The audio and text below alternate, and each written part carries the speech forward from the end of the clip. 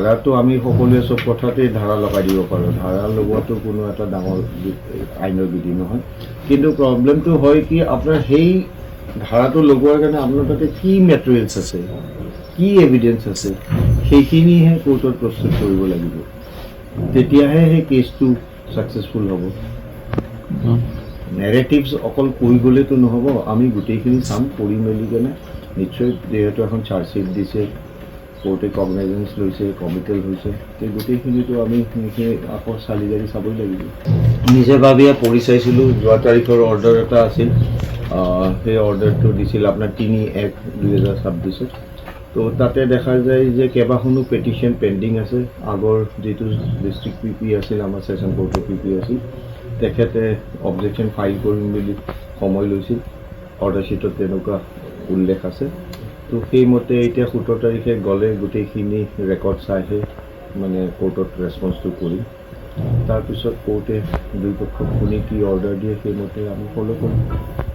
17 তাৰিখে চাৰ্জ ফিল্মটো নহ'ব বাৰু।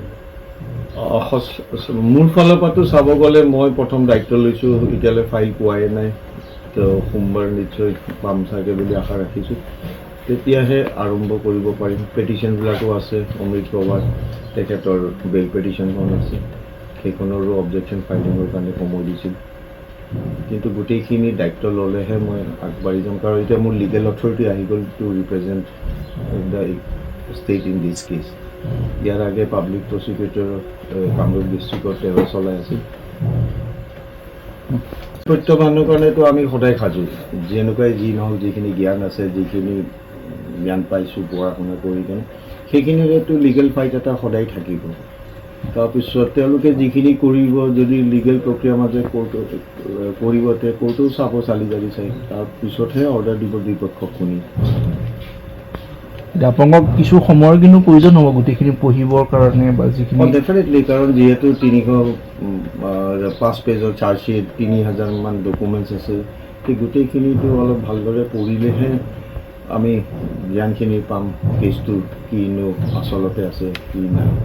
আৰু এটা কথা মনত ৰাখিব, চব তেওঁলোকৰ চব ইণ্ডিভিজুৱেল, 7জনমান আছামী আছে, তেওঁলোকৰ চব ইণ্ডিভিজুৱেল, মানে নিজৰ নিজৰ ব্যক্তিগত উকিল।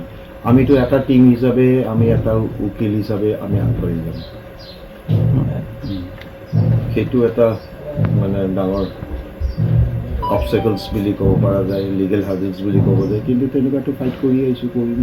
প্ৰথমে জুবিন দাক জনাই দিম ক'ম যে আপোনাৰ যিটো চৰকাৰে মোক দায়িত্ব দিলে, সেইটো এটা গভীৰ দায়িত্ব, আৰু সেইখিনি মোক এটা ভাল টিম দিছে, লগত মুছলিম লয়াৰ হিচাপে তেওঁলোকে নিযুক্তি দিছে, আৰু লগতে অন্য সহযোগী 5জনমান দিছে। তো সেইটোৱে তেওঁলোকেও ভাল লয়াৰ, জানো পাৰ্চনেলি। চ' সেই গতিকে আমি এটা টিম ফৰ্ম কৰি সুন্দৰ এটা লিগেল টিমটো আগবঢ়াই লৈ যাম বুলি আশা ৰাখিছোঁ। তাৰে কাৰণে যথেষ্ট কষ্ট কৰিব লাগিব, কাৰণ আমি এতিয়া গৈয়ে ডাইৰেক্ট এতিয়া নেক্সট ষ্টেট যিটো 17 তাৰিখে আছে, তো সেইদিনাখনতো চাৰ্জ হিয়াৰিঙৰ কাৰণে দেখা যায় যে ডেটটো ফিক্স আছে, কিন্তু 17 তাৰিখে চাৰ্জ হিয়াৰিংটো কৰা সম্ভৱ নহ'বই, কাৰণ যিহেতু নিযুক্তি পাইছোঁ, এইকেইদিনতে গোটেইখিনি পঢ়ি গোটেইখিনি বুজি লৈহে কেছটো আগবঢ়াব পাৰে। কিন্তু যথেষ্ট দায়িত্ব থাকিব মোৰ কাণ্ডত, আৰু মই যিমানখিনি কৰিব পাৰোঁ আইনৰ মাজত দায়ৰাত থাকি সেইখিনি চেষ্টা নিশ্চয় কৰিম, তাতে কোনো সন্দেহ কৰিব লগা নাই। আৰু আই উইল গিভ মাই বেষ্ট, আৰু এইটো এটা জীৱনৰ চেলেঞ্জিং কেছ হিচাপে আগবাঢ়ি যাব লাগিব।